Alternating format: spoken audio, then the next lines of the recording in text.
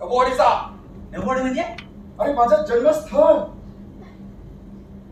ढबूचं गाव ढबोवाडी. हा ढबोवाडी बरोबर. तुला माहित आहे काय?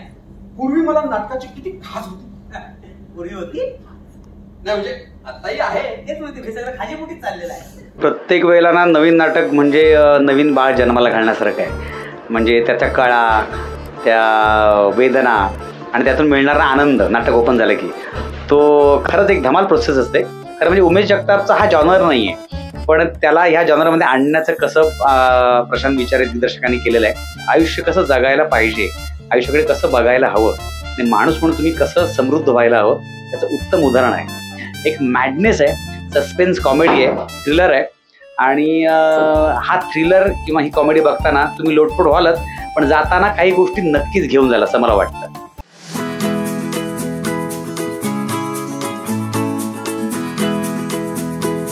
काय होतं, काही लोक जेंटलमॅन असतात पण काही लोक झंटलमॅन असतात. पण झंटलमॅन म्हणजे काहीतरी वेगळं करणारी, जीव लावणारी आणि मनापासून एखाद्याची गोष्ट करून त्याला मदत करणारी आणि फार इमोशनल माणसं असतात आणि त्याला भेटणारी माणसं सुद्धा इमोशनल असतात. आणि त्यामध्ये जेव्हा काही किडे करणारी माणसं येतात तेव्हा काय गमती जमती घडतात ह्याचं एक ज्वलंत उदाहरण म्हणजे आमचं राजेश कोळंबकर लिखित आणि प्रशांत विचारे दिग्दर्शित राजू बन गया जेंटलमॅन हे नाटक आहे. आमच्या रंगनील प्रोडक्शनचं सौ कल्पना विलास कोटरे यांनी निर्मिती केलेलं हे नाटक आहे आणि धमाल आहे. आमचा याच्यामध्ये उमेश जगताप आहे, नरेंद्र केरेकर आहे, आमच्या अमृता फडके आहे, विनम्र बाबल आहे, आमचा संदीप कांबळे आहे आणि अशी सगळी टीम आहे आणि सगळे जेंटलमॅन आहेत. पण त्यातला एक जेंटलमॅन आहे. तो कोण आहे, तो राजू काय आहे ते तुम्हाला बघायला मिळेल असं मला वाटतं. मला वाटतं लग्न म्हणजे लय सोपी गोष्ट आहे रे. मला चिंगी आवडते, चिंगीला मी आवडतो. आमचं लग्न होणार, आम्हाला पुरोबाला होणार, मग ती मोठी होणार, त्यांना कोणतरी आवडणार, त्यांचं लग्न होणार, त्यांना पुरोबाला होणार, मग ती मोठी होणार, त्यांना पुरोबाला होणार, पुरोबाला पुरोबाला पुरोबाला करायचं, मोठी पुरोबाला होणार सगळीकडे. मी काय म्हणतो, मी काय काय बोललो सारी. म्हणजे प्रत्येक वेळेला ना नवीन नाटक म्हणजे नवीन बाळ जन्माला घालण्यासारखं आहे. म्हणजे त्याच्या कळा, त्या वेदना आणि त्यातून मिळणारा आनंद नाटक ओपन झालं की तो खरंच एक धमाल प्रोसेस असते. आणि मला नेहमीच नवीन नाटक करताना ह्या सगळ्या गोष्टी अनुभवायला आवडतात. म्हणजे मुळात जेव्हाही नाटक करायचं ठरलं आमचे निर्माते सौ कल्पना विलास कोठारी हे नाटक खूप आवडलं. मग आमचे सूत्रधार जे आहेत दीपक गोडबोले त्यांनी ते नाटक त्यांच्याकडे घेऊन गेले. मग त्यांना नाटक आवडल्यानंतर मग नाटकाची प्रोसेस सुरू झाली, मग कास्टिंग सुरू झाली आणि मग कास्टिंग करताना ह्याला घेऊया की त्याला घेऊया असं करत करत खरं म्हणजे उमेश जगतापचा हा जॉनर नाही आहे, पण त्याला ह्या जॉनरमध्ये आणण्याचं कसं प्रशांत विचारे दिग्दर्शकांनी केलेलं आहे. त्यांचा विनम्र बाबल तुम्ही त्याला सिरियलमध्ये बरेच वेळा बघितलं असेल, पण या नाटकामध्ये त्याचा रोल एकदम वेगळा आहे. त्यानंतर आमचा संदीप कांबळे, याची एक आणखी खासियत तो उत्तम ऍक्टर आहे पण उत्तम म्युझिक डिरेक्टर आहे. कारण आमच्या नाटकातलं गाणं त्याने म्युझिक डिरेक्ट केलेलं आहे आणि तुम्हाला आवडेल ते गाणं.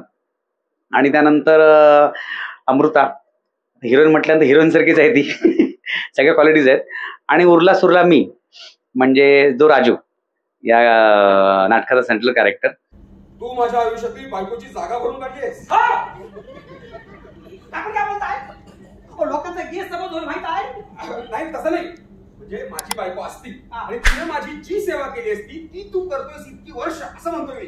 असं बोल ना, पटत बोलावला माझ्या माहित आहे. काय पण बोलताय म्हणजे विचारणं म्हणजे हा याच्यात काही दुमत होऊ शकत नाही. रंगभूमी पहिलीच, कारण तिने जन्म दिलाय मला आणि तिथे काम करताना नवीन शिकायला मिळतं, प्रत्येक प्रयोगाला शिकायला मिळतं, प्रत्येक माझ्या कोआर्टिस्टकडून शिकायला मिळतं आणि प्रत्येक वेळा नवीन नवीन रसिकांची जेव्हा पावती मिळते, चांगलं वाईट जे काय असेल ते, त्यांनी नवीन गोष्ट काय करायला पाहिजे, किती जबाबदारीने आपण वागायला पाहिजे, परफॉर्म करायला पाहिजे याची जाणीव सतत होत राहते. दुसरी गोष्ट म्हणजे चित्रपट या करता की तो एकदा केल्यानंतर आयुष्यभर तो छापला जातो, पण ती कलाकृती कायम राहते. अर्थात लोकांसमोर पोहोचण्यासाठी दुसरं आणि तिसरं माध्यम आहे ते म्हणजे टीव्हीचं. पण त्यात मी आतापर्यंत टेलिसोप केलेलं नाहीत, पण रियालिटी शो, अँकरिंग किंवा छोट्या छोट्या कथा असलेल्या गोष्टींमधून मी सतत येत राहतो लोकांसमोर. त्यामुळे तिन्ही माध्यम वेगळी आहेत, परंतु पहिलं प्रेम हे नाटक हे नक्कीच. तुम्ही काय केलं मौजे हवालदार घराची छट्टी घ्या. हो पुरा घर छान मार. हो हो ते छान मारणार आपली हवालदार. हो साहेब जरा पंचनामा करा.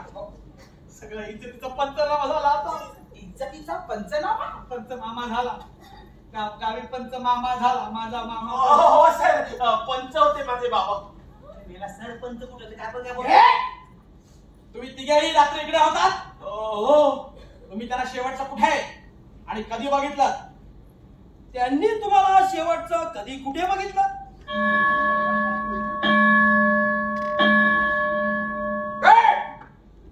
गट्टीबाई सगळ्यांची आहे. कारण काय माहिती आहे की मला असं वाटतं कॅप्टन ऑफ द शिप हा नेहमीच आपल्या जहाजातील सगळ्या कर्मचाऱ्यांना किंवा सगळ्या सहकार्यांना घेऊन जातो किंवा ते जहाज प्रॉपर तरंगत आपल्या आपल्या काय म्हणतात ठरलेल्या ठिकाणापर्यंत पोहोचतं. आणि आमची सगळी जी टीम आहे, विनम्र म्हण, संदीप म्हण, नरेंद्र म्हण, अमृता म्हण, उमेश म्हण, आम्ही सगळे घट्ट आहोत.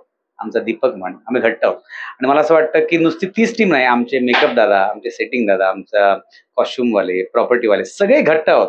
त्यामुळे ही सगळी जेंटलमॅन टीम आहे, जेंटलमॅन टीम नाहीये.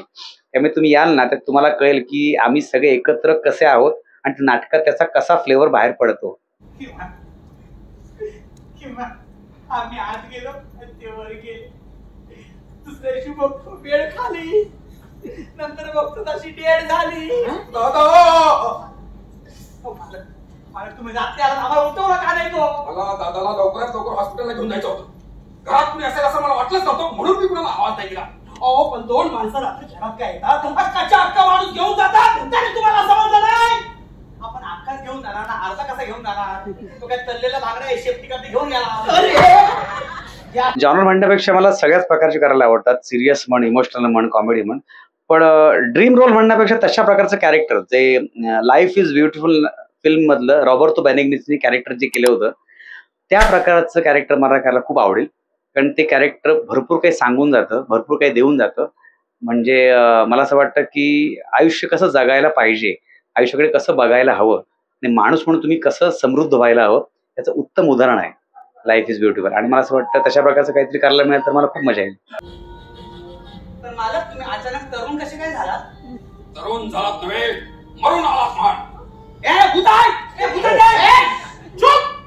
भूत भूत चिल्लाएगा तो भाईजान भूत निकालेंगे. मी भूत नाहीये, मी जिवंत आहे. पण मालक तुम्हाला अचानक अशी मूछ कशी काय आली? वो मत पूछ. क्यों? कुछ भी मत पूछ. क्यों? जिसको मूछ नहीं उसको कुछ नहीं.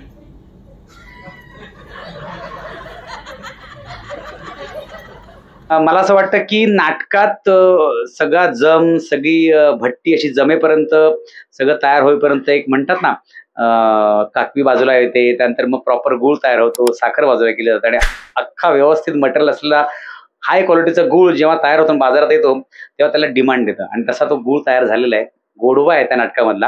आणि तो गोडवा आम्ही वाटायला लोकांसमोर आलो आहोत नवीन वर्षाने. आणि त्यामुळे असं मला वाटतं की हे नाटक तुम्हाला प्रचंड एंटरटेन करेल. एक मॅडनेस आहे, सस्पेन्स कॉमेडी आहे, थ्रिलर आहे.